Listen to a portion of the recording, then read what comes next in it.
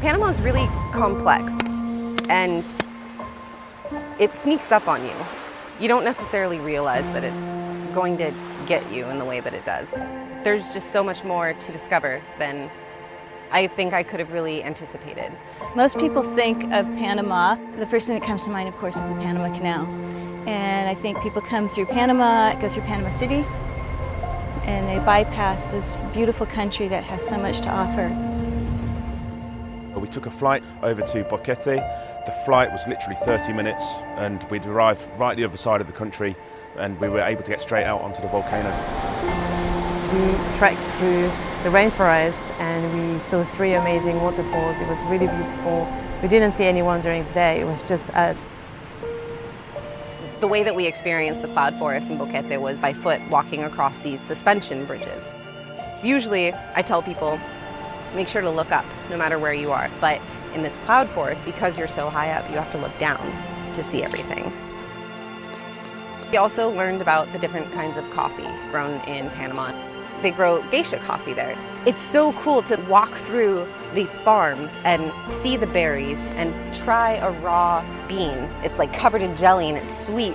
And then go to the processor and see the process that every single bean goes through to get to your 1 cup of coffee. We went snorkeling this morning, we saw different fish. Some people saw turtles, we saw dolphins as well. And then we ended up on the beach, a desert beach, no one was there. Talk about white noise. I could have just sat on that beach all afternoon and just listened to the ocean waves. We went out to the Chagres National Park where we were kayaking, exploring Monkey Island and trying to see some of the amazing wildlife in the area. Took helicopters. I was one of the people that had an open-aired one, so the best thing was being able to kind of hang out in the helicopter and have the camera out.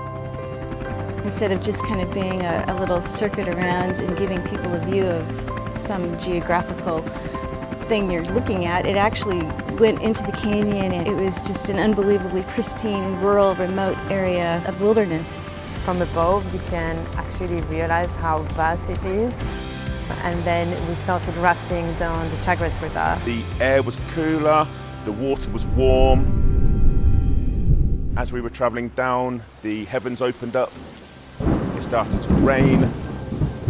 You know, you're feeling the elements as you're witnessing them. It's not just looking at a photo, it's not just looking through the glass of an aquarium, you're in it. And there's just something that you can't replicate with that sort of experience.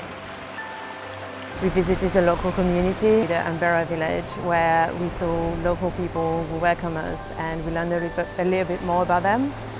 You learn something about other people and you become more open-minded. And for me, this is what travel is about forgetting everything you had in mind about the destination and be open-minded and be open to be blown away by what the destination has to offer. And Panama did exactly that to me.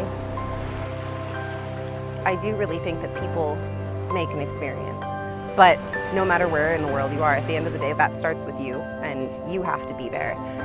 It's a gift to be able to be present when you're traveling in a place like Panama.